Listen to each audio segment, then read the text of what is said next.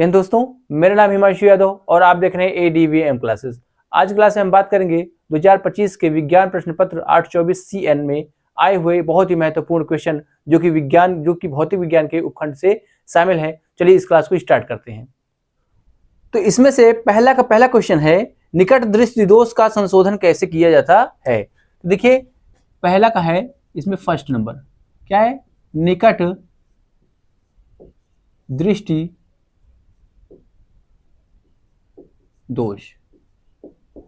निकट दृष्टि दोष को क्या बोलते हैं, मायोपिया। क्या बोलते हैं, मायोपिया। मायोपिया में क्या होता है, निकट दृष्टि दोष में निकट की वस्तुएं दिखती हैं लेकिन दूर की वस्तुएं नहीं दिखती हैं। निकट की क्या होती हैं, निकट की वस्तुएं क्या होती हैं, दिखती हैं, परंतु दूर की वस्तुएं क्या होती है, नहीं दिखती हैं। ठीक है, तो कैसे होता है, क्यों होता है। देखिए ये जो होता है ये हमारी आंख है, ये, और ये क्या है, हमारा लेंस है। ठीक है, जो निकट दृष्टि दोष होता है वो जो है, जो अनंत से चलने वाली किरणें क्या होती हैं, रेटिना के पहले ये क्या करती हैं, फोकसित हो जाती है, मतलब कि आपस में फोकस बना लेती हैं। इसलिए जो है यहाँ पे अगर रेटिना पर बनेगा तो क्या होगा, रेटिना पर बनेगा तो हमारी आंख को जो है दिखाई देगा, लेकिन जो आपस में जो मिलती हैं वो कहाँ होती हैं, वो रेटिना से पहले ही मिलती हैं। इसलिए जो है हमको निकट की वस्तुएं दिखाई देती हैं कि दूर की वस्तुएं दिखाई नहीं देती हैं। क्या करेंगे निवारण के लिए, निवारण के लिए हम क्या करते हैं, निवारण के लिए क्या करते हैं, अवतल लेंस। क्या लगाते हैं, अवतल लेंस। क्या लगाते हैं, अवतल लेंस का प्रयोग करते हैं। और अवतल, इसको आप बना लीजिएगा, अवतल लेंस का प्रयोग करने से क्या होता है, हमारी आंख पर ही, रेटिना पर ही क्या होता है, फोकस होता है। ये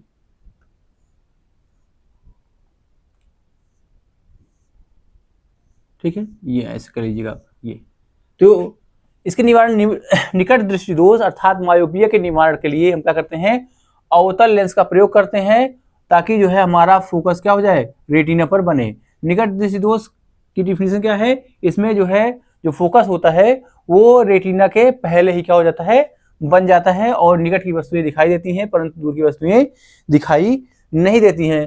आपको बताना है कमेंट सेक्शन में कि बताइए दूर दृष्टि दोष को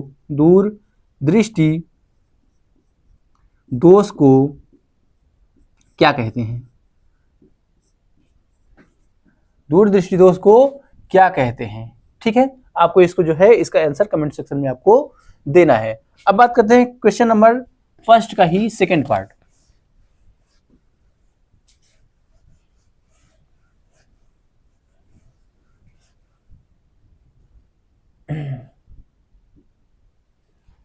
सेकंड वाला कहता है कि किसी लेंस की क्षमता -2 डायोप्टर है, लेंस की फोकस दूरी तथा प्रकृति क्या है।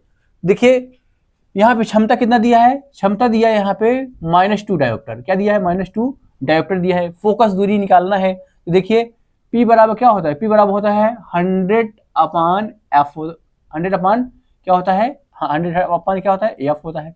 हमको क्या करना है, F निकालना है, और F इक्वल टू क्या हो जाएगा, 100/P, और जो है यहाँ पे कितना 100/2, यहाँ पे -2 कर देंगे, आएगा -50 सेंटीमीटर। ठीक है, तो फोकस दूरी कितनी आई, -50 सेंटीमीटर। फोकस दूरी हमारी कितनी आई, -50 सेंटीमीटर। इसका मतलब क्या है, ये अवतल लेंस है। क्या है, अवतल लेंस। क्या है, प्रकृति क्या है, अवतल लेंस है। ठीक है, चलिए क्वेश्चन नंबर हम बात करेंगे, सेकंड का बात करेंगे।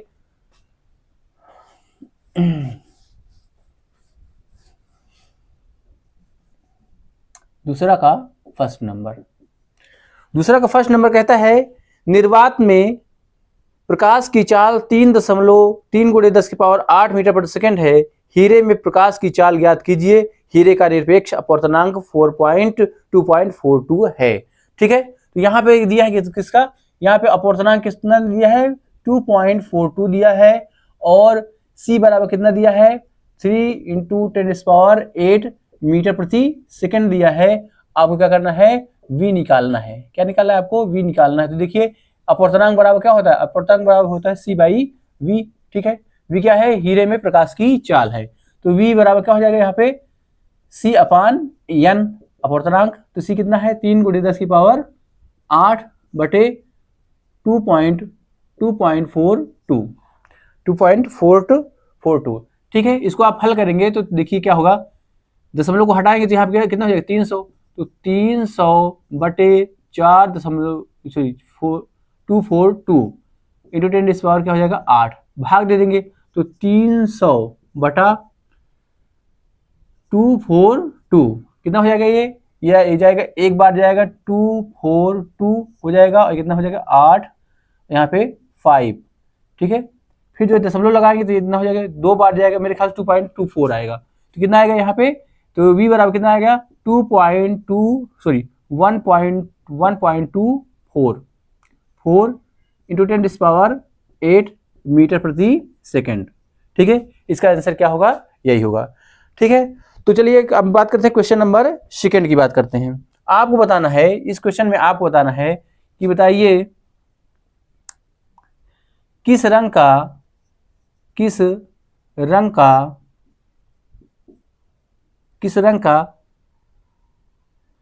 तरंग दैर्ध्य सबसे ज्यादा होती है,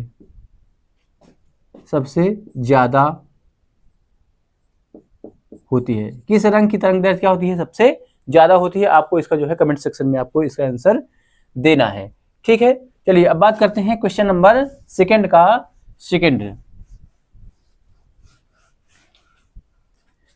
क्वेश्चन नंबर दूसरा कहता है, क्या कहता है, स्वच्छ किरण आरेख बनाकर अवतल लेंस से बने किसी वस्तु के प्रतिबिंब की स्थिति दिखाइए। ठीक है, तो एक्चुअली अवतल लेंस से दो स्थिति, प्रतिबिंब बनने की दो स्थिति है, लेकिन हम क्या करते हैं, हम एक ही स्थिति को लेते हैं। ठीक है, ये क्या है, अवतल लेंस है।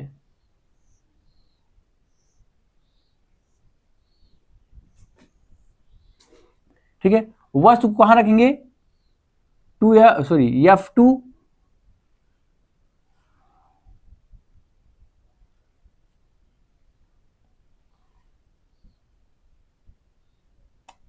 F1 मुख्य फोकस और अनंत के बीच रखेंगे। कहां रखेंगे, मुख्य फोकस और अनंत के बीच रखेंगे, तो देखिए क्या होगा, जो चलने वाला प्रकाश है वो क्या होता है, वो मुख्य अक्ष से क्या होता है, ये इधर चला जाएगा। इसको पीछे बढ़ाएंगे तो क्या होगा, इसको पीछे बढ़ाएंगे तो ये यहाँ पे आता हुआ दिखाई देगा। ठीक है, यहाँ पे, और जो है प्रकाशिक केंद्र से गुजरने वाला प्रकाश क्या होता है, सीधा निकल जाता है। ठीक है, प्रकाशिक केंद्र से गुजरने वाला प्रकाश क्या होता है, सीधा निकल जाता है। ठीक है, तो यहाँ पे जो बनने वाला प्रतिबिंब है वो कहाँ बनेगा, ये कहाँ है, अनंत और क्या बोलते हैं F1 के बीच एवं F1 के बीच। ठीक है, और प्रतिबिंब कहाँ बनेगा, F1 एवं ध्रुव के बीच। ठीक है, और प्रतिबिंब की प्रकृति कैसी होगी, प्रतिबिंब की प्रकृति वो क्या होगी, आभासी, और क्या होगा, सीधा, और क्या होगा, वस्तु से छोटा,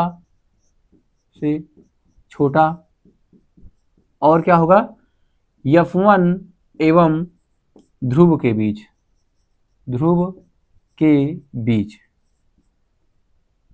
F1 एवं ध्रुव के बीच। तो ये रहा क्वेश्चन नंबर सेकंड का पार्ट हो गया। अब बात करेंगे क्वेश्चन नंबर थर्ड। तो चलिए बात करते हैं क्वेश्चन नंबर थर्ड।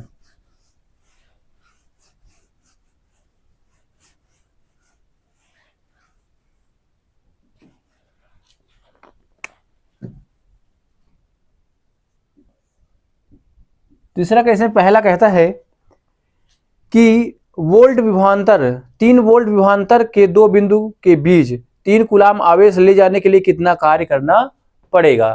तो देखिए विभव बराबर क्या होता है, W/Q होता है। क्या होता है, W/Q। W क्या है, कार्य है, और Q क्या है, आवेश है। ये क्या है, विभव है।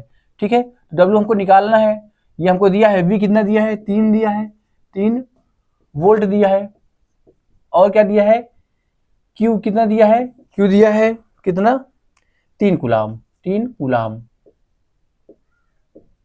ठीक है, अब आपको क्या करना है, W निकालना है। तो W बराबर क्या हो जाएगा, ये हो जाएगा V इंटू Q।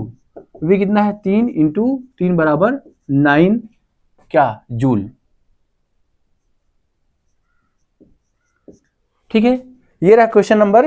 अच्छा, अब आपको बताना है कि जो है ओम, धारा क्या है, धारा, धारा, विभव एवं प्रतिरोध, एवं प्रतिरोध में संबंध। क्या बता दें, धारा, विभव और प्रतिरोध में संबंध आपको क्या करना है, कमेंट सेक्शन में देना है। धारा को लिखते हैं I से, विभव को लिखते हैं V से, और जो है प्रतिरोध को लिखते हैं R से। इनके बीच क्या करना है, आपको संबंध बताना है। इसका जो है आंसर आप कमेंट सेक्शन में दे सकते हैं। चलिए ठीक है, तो क्वेश्चन नंबर बात करेंगे थर्ड का दूसरा।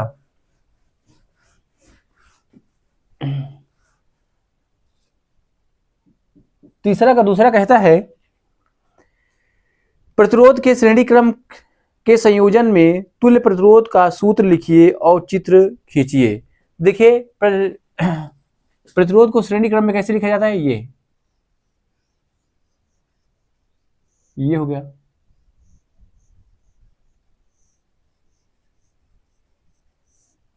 ठीक है, यहाँ पे क्या होता है, R1 इसको मान लीजिए, यहाँ पे R2 आप लिख दीजिए, और यहाँ पे R3 लिख दीजिए। ठीक है, तो तुल्य प्रतिरोध REQ बराबर क्या हो जाएगा, R1 प्लस R2 और प्लस क्या हो जाएगा, R3। इसका ये क्या हो जाएगा, आंसर हो जाएगा।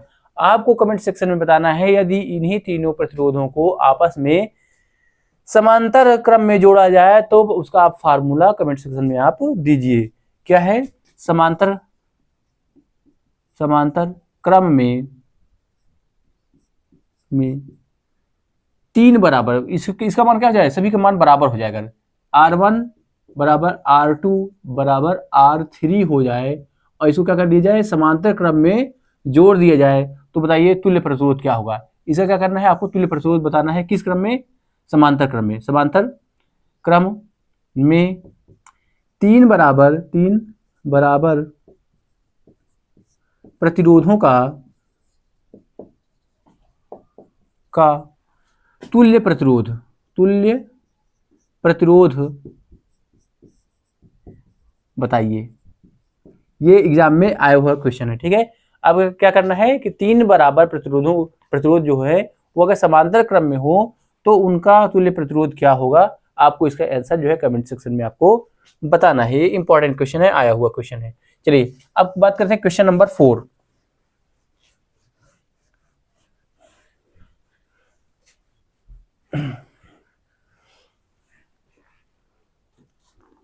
नंबर 4 का फर्स्ट कहता है, सामान्य घरेलू परिपथ का नामांकित चित्र व्यवस्थित चित्र बनाइए।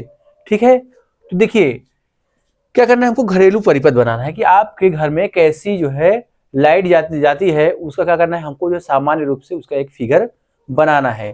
तो देखिए सबसे पहले क्या है, इसको आप सीखिए, बहुत ही अच्छा लगता है इसको बनाना। एक तो क्या है, ये कहाँ से, ये पावर हाउस से आई, पावर, ये कहोगे ट्रांसफार्मर से आई। कहाँ से आई ये ट्रांसफार्मर से आया हुआ है। ट्रांसफार्मर से ये 2 तार आई, आपके घर में 2 तार आती है। बोलिए, तार आने के बाद ये क्या होता है, मीटर लगा होता है, ये मीटर में लग गया। मीटर के बाद तो आप क्या करते हो, आपसे जो है मीटर में लगने के बाद आपसे क्या होता है, ये तार निकली। ठीक है, मीटर से निकलने के बाद वो कहाँ जाएगी, वो फ्यूज में जाएगी। ठीक है, तो आप इसको ले जाइए फ्यूज में, ये तो फ्यूज में आप ले जाएंगे, तो मैं यहाँ पे फ्यूज बना दे रहा हूँ। ये क्या है, ये फ्यूज है। ठीक है, ये फ्यूज है, आप जोड़ दीजिए। फ्यूज से निकलने के बाद देखिए क्या हुआ, फ्यूज से निकलने के बाद आप एक जो है ये देखिए 2 तार निकाल दीजिए आप। अब आपके पास क्या है, अब आपके पास क्या है, आपके पास 2 बल्ब है। क्या है, बल्ब है, ये है आपके पास, ये क्या है, ये 2 बल्ब है। एक बल्ब ये है, एक बल्ब ये है, ठीक है। एक फैन भी है, क्या है, एक फैन भी। तो फैन को किससे लिखते हैं, फैन को लिखते हैं ऐसे, ठीक है। हम 2 बल्ब और एक फैन के लिए बना रहे हैं। और देखिए तो क्या करेंगे, सबसे पहले जो हमारा न्यूट्रल, इसे हम मान लेते हैं ये क्या है, ये हमारा न्यूट्रल है। क्या ये हमारे न्यूट्रल है। न्यूट्रल को लाएंगे और बल्ब से क्या कर देंगे, सभी बल्ब से जोड़ देंगे। ये लाए, ये जोड़ दिए, ये लाए, ये जोड़ दिए, और ये लाए और यहाँ पर भी जोड़ दिए, ठीक है। फैन में क्या कर दिए, जोड़ दिए, ठीक है। अब क्या करेंगे, इसको आप ऐसे कीजिए, ये तरीका सही है। यहाँ से थोड़ा मोड़ दिया कीजिए ताकि लगे, जब 2 तार एक दूसरे क्या करती है, क्रॉस करती है, तो ऐसे ही जो है मोड़ दिया जाता है, ठीक है। आप बल्ब के एक फेस को आप क्या कर दिए, न्यूट्रल से जोड़ दिए। अब देखिए अब क्या करना है, इसको लीजिए, एक लीजिए और पहले से स्विच में ले जाइए। ये स्विच है हमारा, ठीक है। स्विच में ले जाएंगे और स्विच के इसके जो है एक बटन से जोड़ दीजिए, सॉरी ये है, ये स्विच से जोड़ दिए। स्विच से जोड़ने के बाद अब आप इसे क्या करेंगे, अब आप इसे यहाँ पे जोड़ देंगे, ठीक है। तो एक कनेक्शन ये हो गया। फिर उसके बाद आप इसको लीजिए, फिर एक स्विच लीजिए, स्विच लेने के बाद इसको भी यहाँ से जोड़ दीजिए, ठीक है। और फिर से इसको लीजिए और एक स्विच लीजिए, और स्विच लेने के बाद आप इसको जो है यहाँ से जोड़ दीजिए। आपका कनेक्शन क्या हो गया, आपको घरेलू परिपथ क्या हो गया, ये तैयार हो गया है, ठीक है, जिसमें 2 बल्ब है और एक फैन है, ठीक है। तो इस प्रकार से आप जो है विद्युत परिपथ को जो है, सामान्य घरेलू परिपथ को जो है आप खींच सकते हैं। आप इसे कुछ और भी जोड़ना चाहे तो जोड़ सकते हैं, वरना इतना क्या है, ये सिंपल है, बहुत ठीक भी है, ठीक है। तो क्या है, आप लिख दीजिए, क्या है, ये स्विच है, स्विच है, ये क्या है, ये बल्ब है। बल्ब को आप ऐसे लिखते हैं, ये बल्ब है, ये बल्ब है, ठीक है, ये बल्ब है, ठीक है। ये पंखा है, ठीक है। ये क्या है, ये मीटर, ये मीटर है, विद्युत मीटर इसे बोल दो, विद्युत मीटर है, ठीक है। ये क्या है, ये फ्यूज है, फ्यूज, ठीक है। आप ऐसे करके लिख सकते हैं, ठीक है। तो इस प्रकार से आपका हो गया, ये सर्किट कंप्लीट हो गया। अब आप जो है सेकंड नंबर 4 का सेकंड देखते हैं।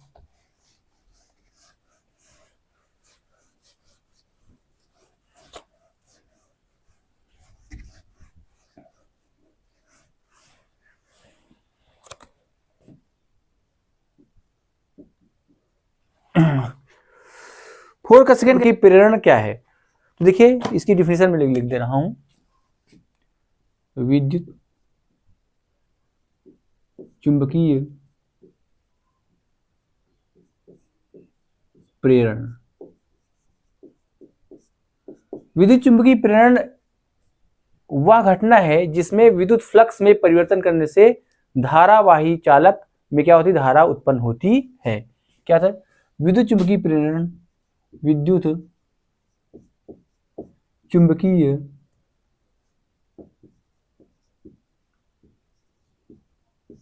प्रेरण वह घटना है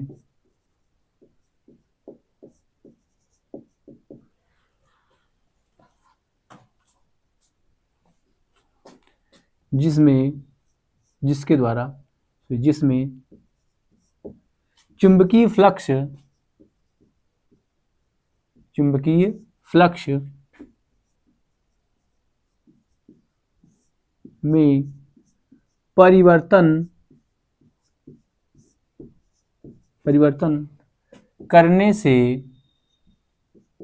धारावाही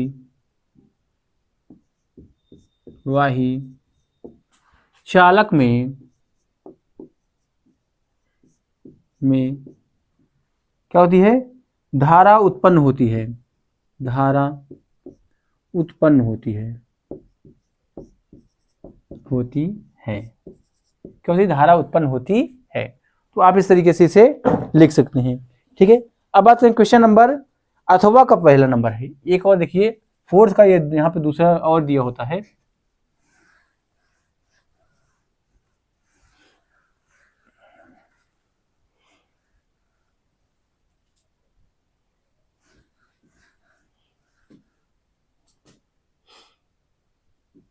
फोर्थ का अथवा का पहला क्या है? चुंबकीय क्षेत्र रेखाओं से क्या तात्पर्य है, किन्हीं दो गुणों को व्यक्त कीजिए। तो चुंबकीय क्षेत्र रेखा क्या है? चुंबकीय क्षेत्र रेखा,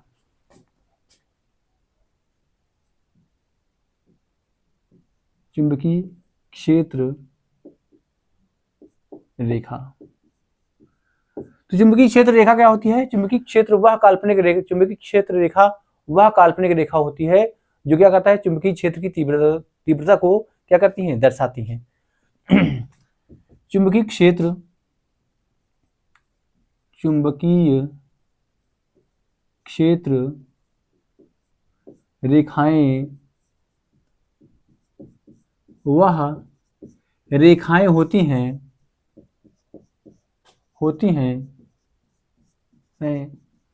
जो किसी चुंबकीय क्षेत्र के भीतर, किसी चुंबकीय क्षेत्र के भीतर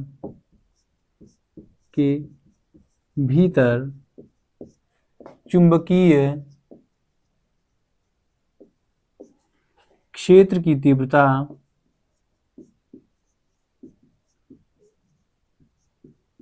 को दर्शाती है।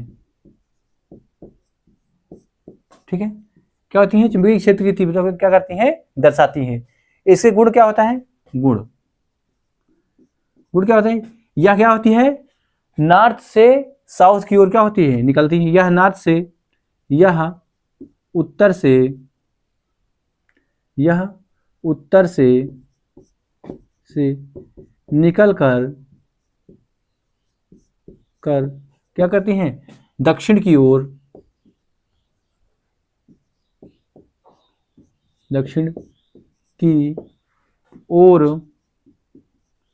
समाप्त हो जाती हैं,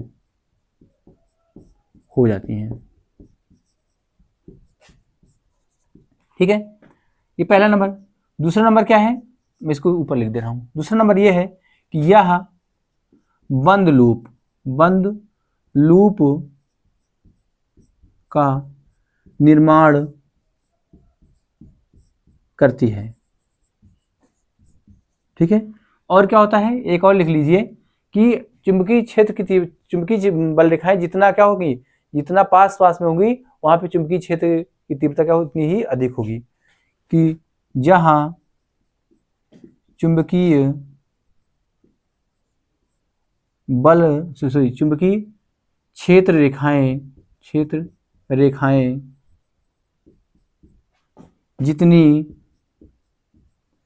पास होती हैं, वहां चुंबकीय क्षेत्र की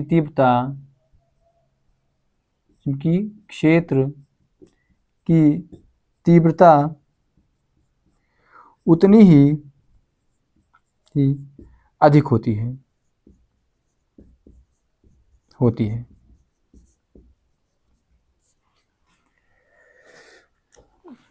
तो ये रहा चौथा का पहला नंबर। अब बात करते हैं चौथा का दूसरा नंबर।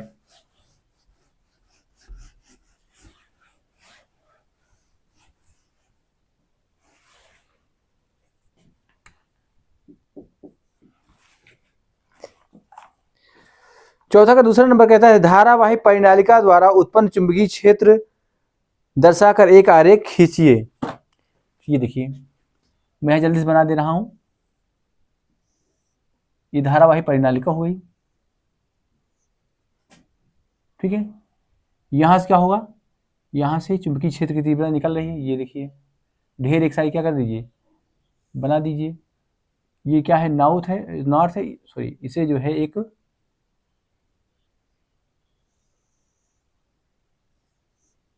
बैटरी द्वारा जोड़ दीजिए।